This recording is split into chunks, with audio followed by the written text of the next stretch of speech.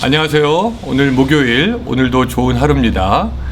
오늘 새벽 기도에 제가 말씀 먼저 여러분들에게 읽어드리겠습니다. 오늘 본문의 말씀은 요한복음 5장 1절부터 9절까지의 말씀이 되겠습니다. 요한복음 5장 1절부터 9절까지입니다. 자, 제가 읽어드릴게요. 그 후에 유대인의 명절이 되어서 예수께서 예루살렘에 올라가시니라. 예루살렘에 있는 양문 곁에 히브리 말로 베데스다라 하는 못이 있는데 거기 행각 5이 있고 그 안에 많은 병자, 맹인, 다리 저는 사람, 혈기 많은 사람들이 누워 물의 움직임을 기다리니 이는 천사가 가끔 못에 내려와 물을 움직이게 하는데 움직인 후에 먼저 들어간 자는 어떤 병에 걸렸든지 낫게 됨이로라. 거기에 38해 된 병자가 있더라. 예수께서 그 누운 곳을 보시고 병이 벌써 오래된 줄 아시고 이르시되 내가 낫고자 하느냐. 병자가 대답하되 주여 물이 움직일 때 나를 못에 넣어주는 사람이 없어 내가 가는 동안에 다른 사람이 먼저 내려가나이다. 예수께서 이르시되 일어나 내 자리를 들고 걸어가라 하시니 그 사람이 곧 나아서 자리를 들고 걸어가니라. 아멘. 예, 오늘도 좋은 새벽입니다. 이 새벽에 하나님의 은혜와 사랑이 여러분들의 가정과 또한 여러분들 하시는 모든 일에 풍성하게 넘치기를 바라고, 특별히 이 코로나 바이러스로 어려운 때에 믿음으로 승리하시는 여러분들이 되기를 주님의 이름으로 축원합니다. 오늘 본문에서 보면은 예수님은 38년 된 병자를 고치십니다. 예수님께서 베데스다라고 하는 그 못에 갔을 때 거기에는 많은 병자와 맹인, 다리 저는 사람, 혈기 많은 사람들이 누워서 물이 움직이기를 기다리고 있는데 그 이유는 천사들이 와서 물에 움직일 때 먼저 들어가는 사람이 낫게 된다라는 그런 이야기가 있었기 때문입니다. 그런데 재밌는 것은 당시에 물이 움직일 때 가장 먼저 들어간 사람이 병이 낫는다라는 것은 사실 전설일 가능성이 높다는 것입니다. 성경학자들에 의하면은 이것이 실제로 확인된 것은 없었고, 다만 병세가 큰 사람들이 일말의 희망을 가지고 어떤 기적이 일어나기를 바라서 물이 조금 움직일 때 들어가긴 했지만 그것은 실제로 어떤 병이 낫는 기적들은 일어나지 않고 그냥 전설에 불과했을 것이다 라는 것입니다. 마치 우리나라에도 그런 얘기 있지 않습니까? 봉숭아 물을 드리고 그 봉숭아 물이 첫눈 올 때까지 기다리면 남아있으면은 첫사랑이 이루어진다. 어떤 전설처럼 당시에 예루살렘에 있는 병자들에게 퍼져 있던 것이 바로 그런 얘기였습니다.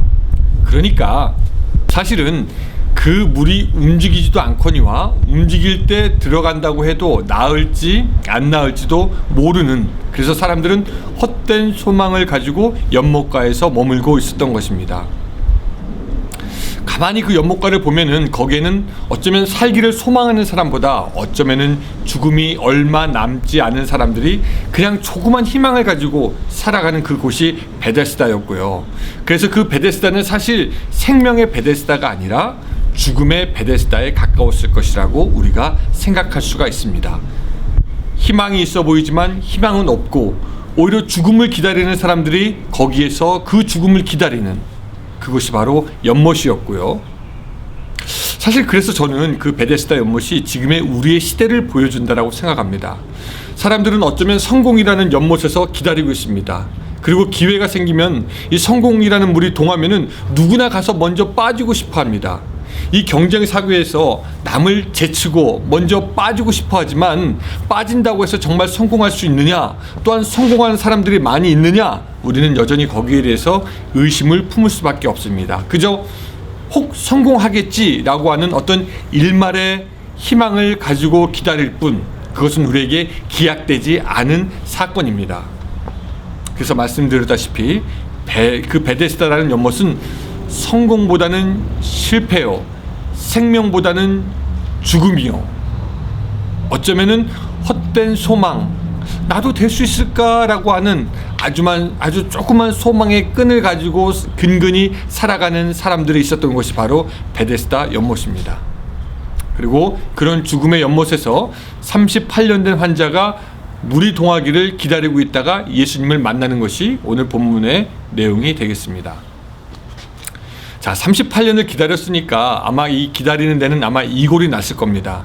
게다가 아무리 기다려도 사실 다른 사람이 그 못에 먼저 들어가니까 그에게는 사실 베데스다에 있는 것도 희망과 소망이 없었습니다. 근데 여러분, 우리도 좀 그럴 때가 있지 않은가 싶습니다. 뭐냐면은 소망과 희망을 가지고 기다리고 있는데 아무런 변화가 일어나지 않는 것. 여러분들은 어떠십니까? 혹시 어떤 소망이 있지만 그것이 이루어지지 않고 너무나 오랜 세월 지나서 그냥 포기한 채 하루하루 지내고 있지는 않습니까? 6절에 보니까 예수님은 그 병자가 누운 것을 보시고 그 병이 오래된 것을 아시고 가서 낫고자 하느냐 물으십니다. 예수님께서 세 가지를 하시는 것을 볼 수가 있어요. 6절에 보면요, 그를 보시고 아시고 물으신다는 겁니다. 보시고 아시고 물으시는 것. 사실 그 예수님이 지금도 우리에게 마찬가지입니다. 우리의 지쳐있는 것, 우리가 소망이 없는 것, 우리가 걱정하는 것 보십니다. 그리고 우리 물으십니다. 내가 낫고자 하느냐? 너의 소망이 들어지기 원하느냐? 병자는 예수님이 낫고자 하느냐 물어볼 때 자기의 사정을 쭉 설명하십니다. 사실 그 모든 것을 주님께서 아시지만 그는 설명하면서 7절처럼 주님, 제가 낫고 싶습니다 라고 하면서 그 설명을 쭉 하는 것을 우리가 볼 수가 있습니다. 목사인 제가 볼 때 아직도 주님은 어떻게 보면은 그런 식으로 오늘 우리에게 오시는지도 모르겠습니다. 베데스다처럼 희망 없는 곳에서 있는 오늘 우리들에게 오셔서 우리의 사정을 보시고 우리의 문제가 오랜 것을 아시고 우리에게 낫고자 하느냐 그렇게 물으시는데, 어쩌면 믿음 있는 많은 사람들이 거기에 대해서 낫고자 합니다라고 이야기하지 않고 이미 오랜 시간 됐으니까 소망 없이 희망이 없다는 것을 스스로 정의하고 주님께서 낫고자 말씀하시는데 그것을 들으려고 하지도 않고 대답하려고 하지도 않는 사람들이 지금의 신앙인들이 아닌가 생각합니다. 여러분들은 주님께로부터 그런 음성 들었습니까? 내가 낫고자 하느냐? 내가 변하고자 하느냐? 내가 승리하고자 하느냐? 그리고 그 물음에 여러분들은 뭐라고 대답하셨습니까? 내가 낫고자 하느냐? 그런 질문을 듣고 우리가 기도를 한다면은 우리의 기도는 사실 많이 변화가 될 겁니다. 좀 더 하나님을 의지하게 될 것이고, 좀 더 진지하게 기도하게 될 것이고, 좀 더 열심히 기도하게 될 것이고, 좀 더 뜨겁게 기도하게 될 것입니다. 사랑하는 여러분, 여러분들의 기도는 어떻습니까? 내가 낫고자 하느냐고 주님의 음성을 듣고 그 하는 기도입니까? 아니면 그 음성 듣지 못한 채 그냥 맥없이 혼자 베데스다에 앉아있는 병자처럼 중언부언하는 그런 기도는 아닙니까? 오늘 이 시간 여러분들의 기도에 새로운 바람이 불었으면 좋겠습니다. 여러분들의 기도가 예수님께서 정확하게 말씀하시는 그 질문을 듣고 바로 대답하고 하나님께 간구할 수 있는, 우리의 모든 것을 아는, 우리의 형편을 아신 하나님께 정확하게 아뢰고 간구할 수 있는 그런 살아있는 기도가 오늘 여러분들의 기도가 되었으면 좋겠습니다. 이따 말씀 끝나고 우리 기도하는 시간 가질 텐데 우리 그렇게 기도합시다. 주님, 제가 낫기 원합니다. 저의 형편을 아시지요. 주님, 저를 붙잡아 주세요. 저에게 변화를 주시옵소서. 그렇게 간절히 기도할 수 있는 여러분들이 되시기를 주님의 이름으로 축원합니다. 그리고 두 번째, 주님께서는 우리에게 불가능해 보이는 것을 명령하십니다. 이 8절에 보면은 주님께서는 일어나 내 자리를 들고 걸어가라 라고 명령하십니다. 여러분, 한번 입장을 바꿔놓고 생각해 보시기 바랍니다. 38년 동안 베데스다에서 안진뱅이로 물이 동하는 동안 스스로 한 번도 간 적이 없는 사람, 그 사람에게 주님은 일어나서 가라 라고 말씀하시고 게다가 하나 더 보태십니다. 뭐라고 하냐면은 자리를 들고 일어나서 걸어가라고 말씀하십니다. 여러분, 이 말을 들은 사람이 혼자서 일어날 수 있을까 생각해 봅니다. 이거는 어떻게 보면 불가능한 명령일 수밖에 없습니다. 자, 생각해 보세요. 여러분들이 야구 메이저리그 선수라고 해봅시다. 38년 동안 경기를 뛰지 않고 있었는데 어느 날 감독이 일로 와봐, 어서 와서 한번 좀 공 좀 던지게 하면 여러분들은 가서 공을 던질 수 있습니까? 잘 던질 수 있을까요? 여러분들이 아마 은퇴한 군인이라고 생각해 봅시다. 38년이나 지났는데 나라에서 여러분들을 불러서 빨리 전쟁터에 나가서 총 쏘라. 그럼 여러분들 나가서 총 쉽게 쏠 수 있을까요? 제가 병원에 입원해 본 적이 있습니다. 그때 발목에 이제 골수염이라는 병이 있어서 어렸을 때인데 침대에 한 일주일간을 누워만 있었는데 그 시간이 지난 다음에 침대에서 일어나서 걸으려고 하는데 걸을 수가 없더라고요. 도무지 다리에 힘이 들어가지가 않는 것입니다. 그냥 주저앉게 되는 거였습니다. 근데 주님은 그 사람에게 일어나서 걸으라 라고 명령하고요. 그 사람은 일어나서 자리를 들고 걷게 됩니다. 걷고 싶다는 열망 물론 있었겠죠. 하지만 내가 진짜 일어나서 걸을 수 있을까라고 하는 확신보다는 불안이 그 마음 가운데 있었을지도 모르겠습니다. 그러나 그는 일어나서 걷게 됩니다. 이것은 아마도 이제 내가 걸을 수 있겠다라고 하는 예수님의 명령을 믿는 그 믿음에서 시작된 것입니다. 주님은 어떻게 보면은 불가능한 것을 그에게 명령하셨고 환자는 그거에게 순종하였습니다. 예수님은 그에게 자리를 들고 일어나라고 걸으십니다. 여러분, 그 자리가 무엇입니까? 38년 동안 그가 살아왔던 그 자리, 거기에서만 있었기 때문에 그것이 삶의 기반이고 그것이 무척이나 익숙한 곳이고 어쩌면 피곤한 밤을 보낼 때 그것이 없으면 보낼 수 없는 그에게 의지가 되었던 곳인데 그 자리를 들고 걸어라라고 말씀하시는 것입니다. 그러니까 주님은 불가능한 것을 명령하시는 것과 동시에 그동안 그 환자가 믿고 의지하고 쉬고 삶의 기반이 되었던 그것도 걷고 일어나라고 말씀하시는 겁니다. 예전에 내가 편하게 생각했던 것, 내가 좋게 생각했던 것, 내가 쉬었던 것, 그 모든 것 포기하고 이제 버리고 일어나라고 주님 명령하시는 것입니다.